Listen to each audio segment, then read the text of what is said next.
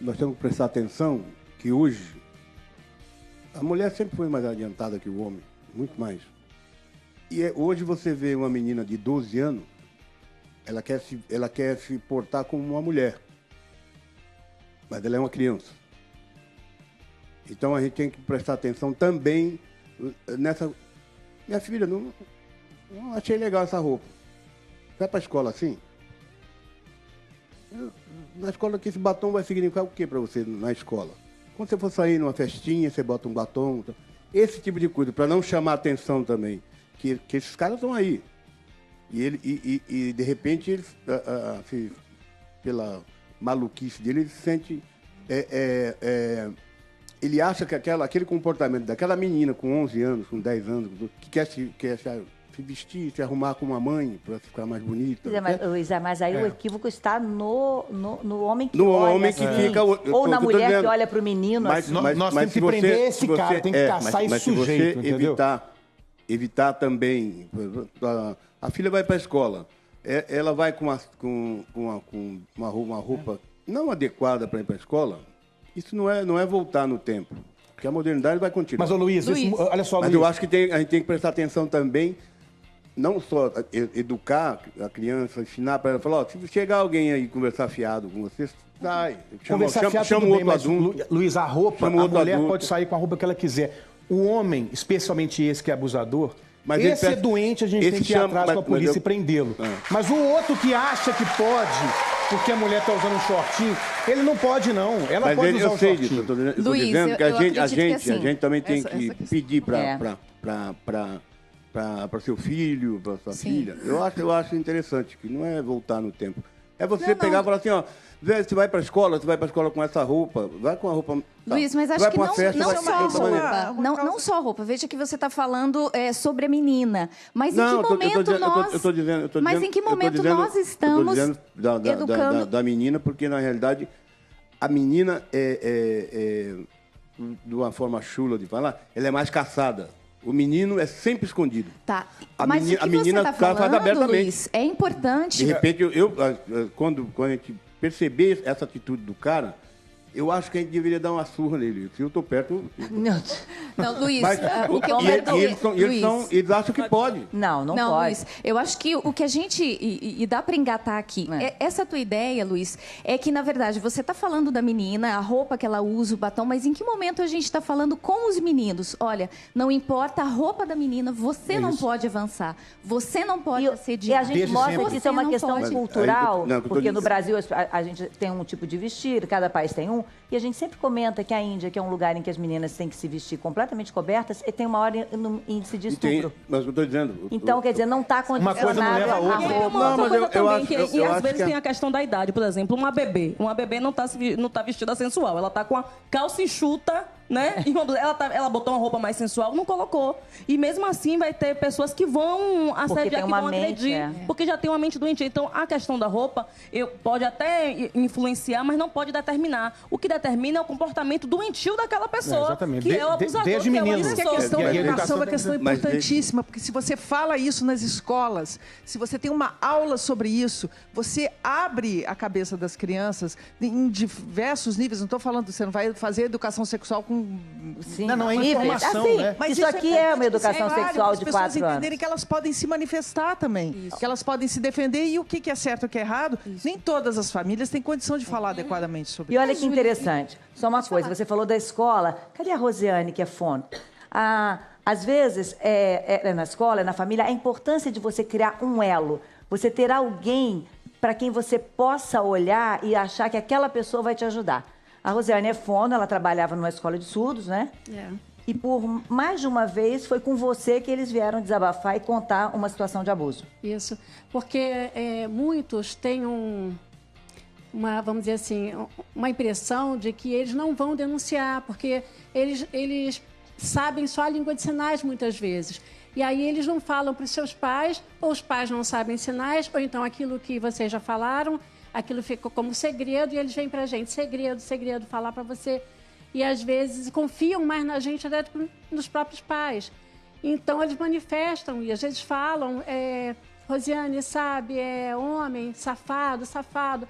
Então vem contar que que elas foram abusadas, ou que alguém está tentando, e às vezes é vizinho, às vezes a pessoa da igreja, independente de que igreja é. Já teve vezes de você ter que falar com a própria família? Já, e algumas ficaram até revoltadas com a gente, achando, não, mas é amigo, não, é o padrasto, ele é maravilhoso, ele é excelente, jamais faria isso.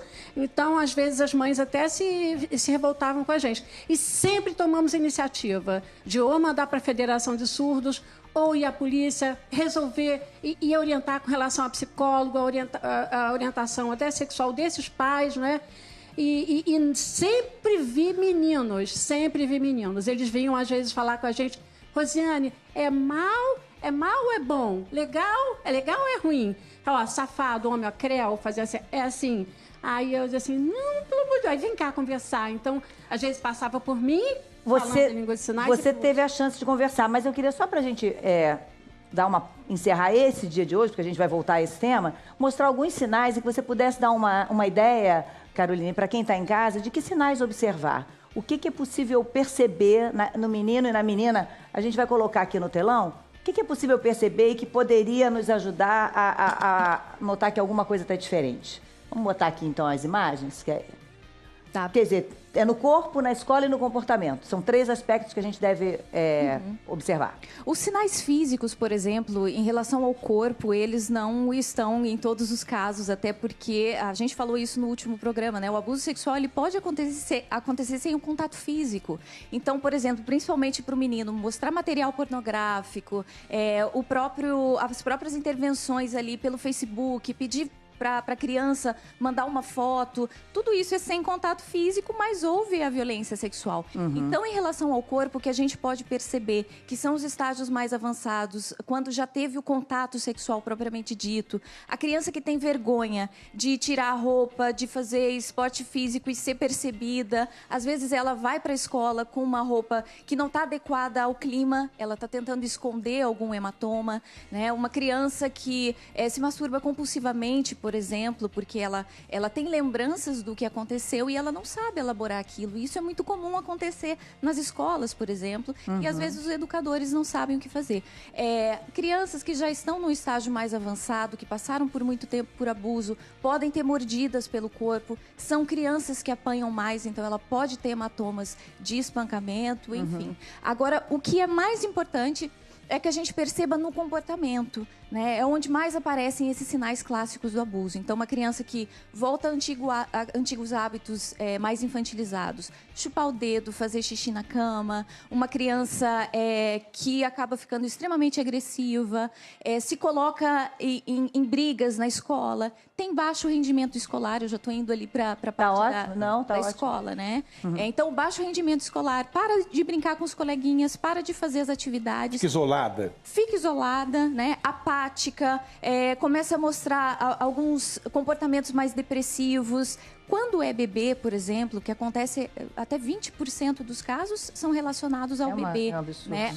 É um bebê que costuma chorar muito quando vê alguma pessoa, às vezes nem é um abusador, que tenha uma característica, isso como você estava contando, Má, que tenha uma característica que lembre o abusador, que seja uma barba, né, um cabelo loiro, enfim. A criança chora muito e ela costuma chorar durante o banho, a troca de fralda. Pergunta uma coisa, pode acontecer da criança reproduzir com outra criança aquele comportamento do abusador, da abusadora? Sim. E existe uma tendência maior do menino fazer isso. Por quê? A menina, como é ensinada a ser mais passiva, ela costuma guardar esse segredo. O menino, como ele é ensinado, né, com essas características, a masculinidade ela é predatória, né, para exercer controle, para ser mais agressivo, ele costuma ter a tendência, principalmente os meninos e adolescentes que são abusados, a reproduzir com crianças mais novas, né? Lembrando, por isso o tratamento é tão importante, né? Exatamente. O atendimento. A gente faz a prevenção também. E não posso deixar de falar. Precisamos falar com os meninos sobre isso. Não ensinar as meninas a se protegerem, mas os meninos a não assediarem, os meninos a não avançarem o sinal e respeitar consentimento. Então tem que ser um trabalho. Isso é prevenção, né? Mas quando a gente fala de abuso sexual em crianças, é bom saber que isso é crime, é punido pelo Código Penal e pelo Estatuto da Criança e do Adolescente.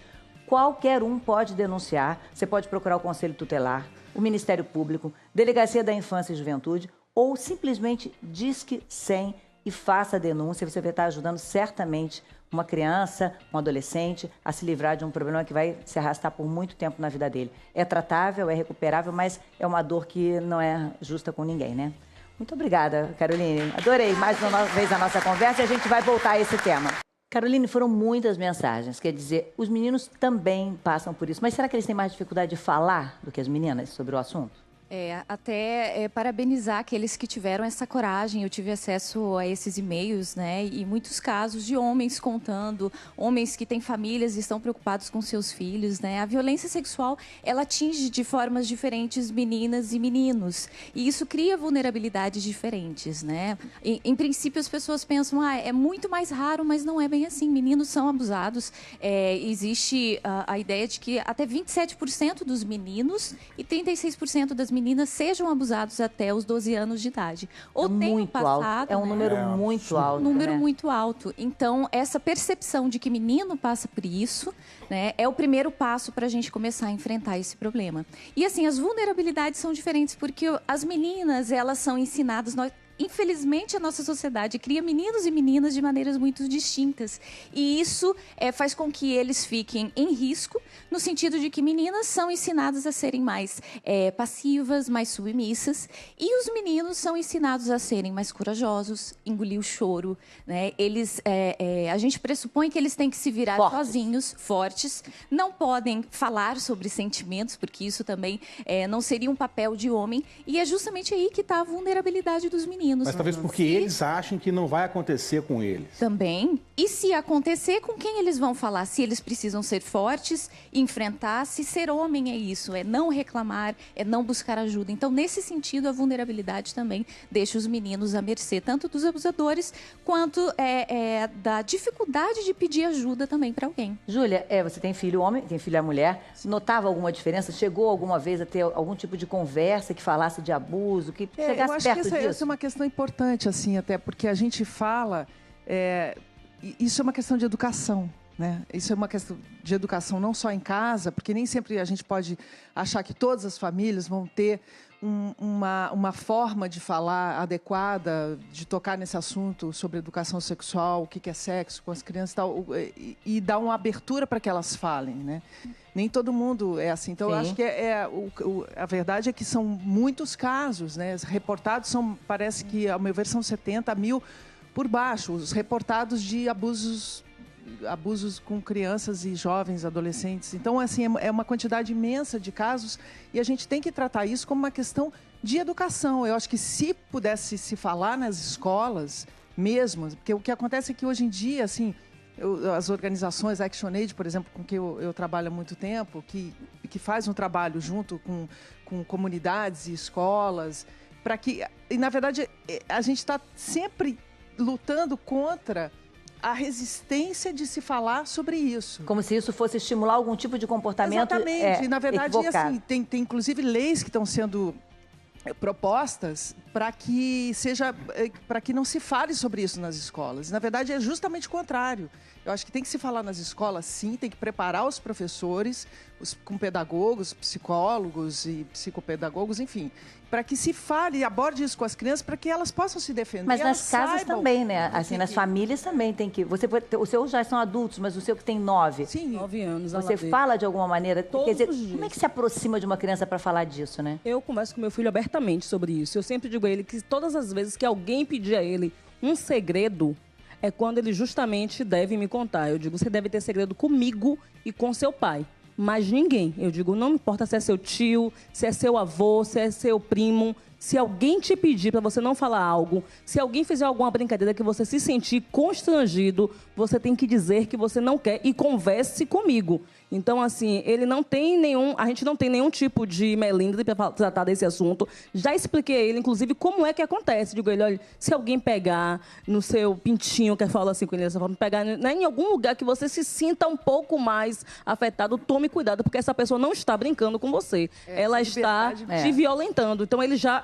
E eu pergunto a ele, eu digo, vem cá, você saiu na escola alguém já fez isso com você? Ele faz, não, mamãe. Eu digo, se alguém fizer ele, eu já sei, mamãe, que é pra te contar. E eu falo isso quase que todos os dias. Esse é um bom caminho, Caroline? Quer dizer, abrir um espaço para essa conversa? É exatamente o caminho. A Júlia falou uma coisa muito interessante. Existe o mito de que a educação sexual pode fazer com que a pessoa inicie a vida sexual antes do tempo ou do que os pais imaginam que seria adequado. E, na verdade, é o contrário. A educação sexual faz com que a pessoa inicie a vida, né? As pesquisas mostram que a vida sexual pode começar até 3 anos mais tarde do que aqueles que nunca tiveram nenhum tipo de informação.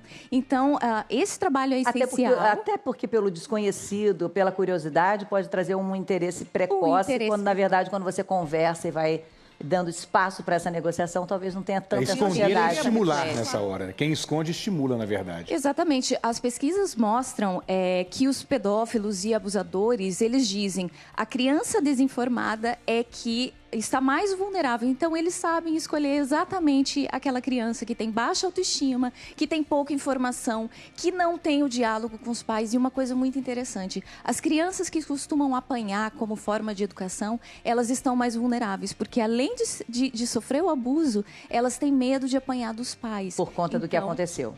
A gente que atende as crianças e ouve as falas de como elas se sentiram e por que elas não contaram, muitas relatam, eu fiquei com medo de apanhar.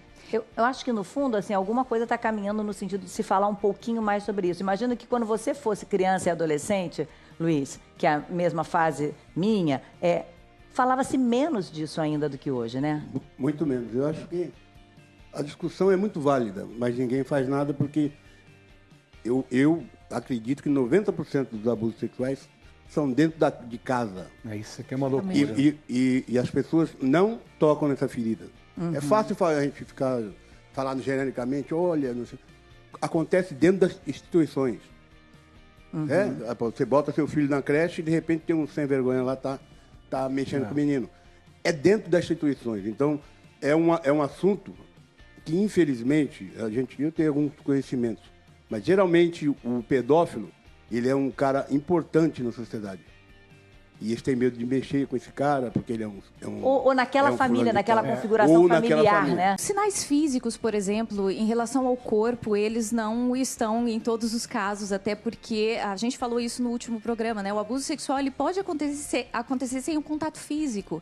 Então, por exemplo, principalmente para o menino, mostrar material pornográfico, as próprias intervenções ali pelo Facebook, pedir para a criança mandar uma foto, tudo isso é sem contato físico, mas houve a violência sexual. Então, em relação ao corpo, o que a gente pode perceber que são os estágios mais avançados, quando já teve o contato sexual propriamente dito, a criança que tem vergonha de tirar a roupa, de fazer esporte físico e ser percebida, às vezes ela vai para a escola com uma roupa que não está adequada ao clima, ela está tentando esconder algum hematoma, né? Uma criança que se masturba compulsivamente, por exemplo, porque ela tem lembranças do que aconteceu e ela não sabe elaborar aquilo. Isso é muito comum acontecer nas escolas, por exemplo, e às vezes os educadores não sabem o que fazer. Crianças que já estão no estágio mais avançado, que passaram por muito tempo por abuso, podem ter mordidas pelo corpo, são crianças que apanham mais, então ela pode ter hematomas de espancamento, enfim. Agora, o que é mais importante é que a gente perceba no comportamento, né? É onde mais aparecem esses sinais clássicos do abuso. Então, uma criança que volta a antigos hábitos mais infantilizados, chupar o dedo, fazer xixi na cama, uma criança que acaba ficando extremamente agressiva, se coloca em brigas na escola, tem baixo rendimento escolar, eu já estou indo ali para a parte da escola, né? Então, baixo rendimento escolar, para de brincar com os coleguinhas, para de fazer as atividades. Fica isolada, né? Apática, começa a mostrar alguns comportamentos mais depressivos. Quando é bebê, por exemplo, que acontece até 20% dos casos são relacionados ao bebê. É um absurdo. Né? É um bebê que costuma chorar muito quando vê alguma pessoa, às vezes nem é um abusador, que tenha uma característica, isso como você estava contando, Mar, que tenha uma característica... Nós temos que prestar atenção que hoje a mulher sempre foi mais adiantada que o homem, muito mais. E hoje você vê uma menina de 12 anos, ela quer se portar como uma mulher, mas ela é uma criança. Então a gente tem que prestar atenção também nessa... Minha filha, Achei legal essa roupa. Vai pra escola assim? Na escola aqui esse batom vai significar o que para você na escola? Quando você for sair numa festinha, você bota um batom. Esse tipo de coisa, para não chamar atenção também. Que esses caras estão aí. E de repente, eles, pela maluquice dele, ele se sente... ele acha que aquele comportamento daquela menina com 11 anos, com 10 anos, que quer se vestir, se arrumar com uma mãe para ficar mais bonita. Luísa, mas aí o equívoco está no homem que no olha. Homem que fica, ou na mulher que olha para o menino. Mas nós temos que prender esse cara, tem que caçar esse sujeito, entendeu? Evitar também...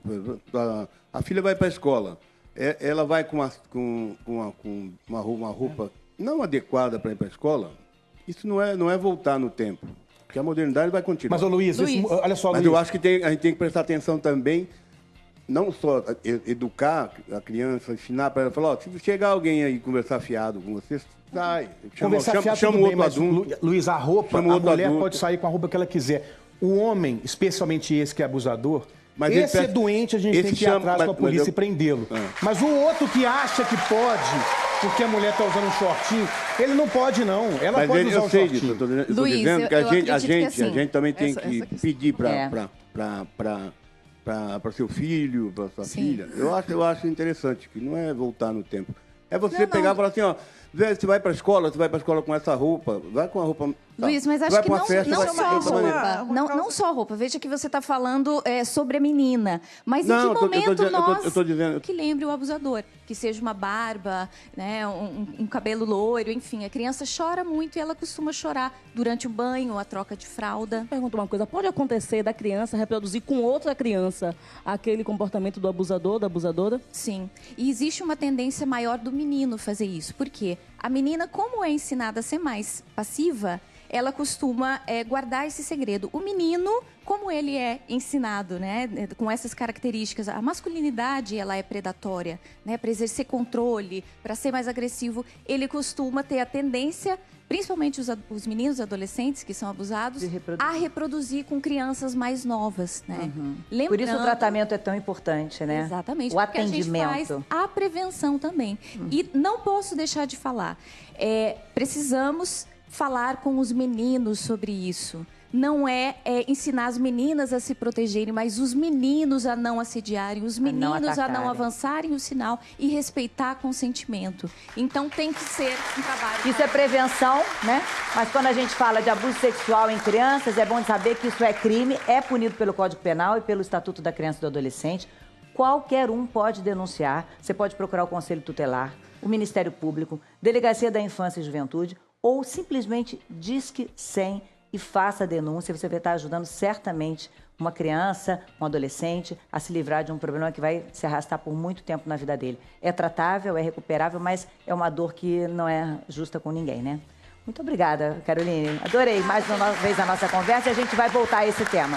Caroline, foram muitas mensagens. Quer dizer, os meninos também passam por isso. Mas será que eles têm mais dificuldade de falar do que as meninas sobre o assunto?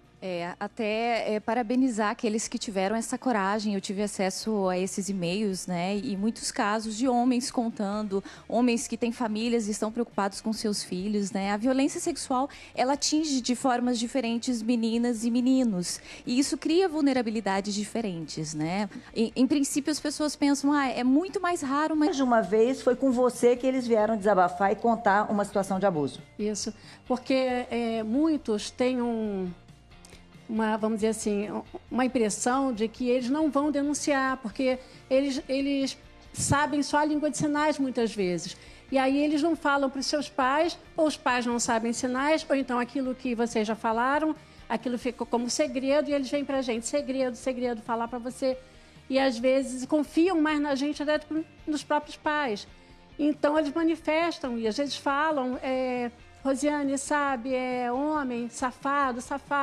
Então, vem contar que elas foram abusadas, ou que alguém está tentando, e às vezes é vizinho, às vezes a pessoa da igreja, independente de que igreja é. Já teve vezes de você ter que falar com a própria família? Já, e algumas ficaram até revoltadas com a gente, achando, não, mas é amigo, não, é o padrasto, ele é maravilhoso, ele é excelente, jamais faria isso.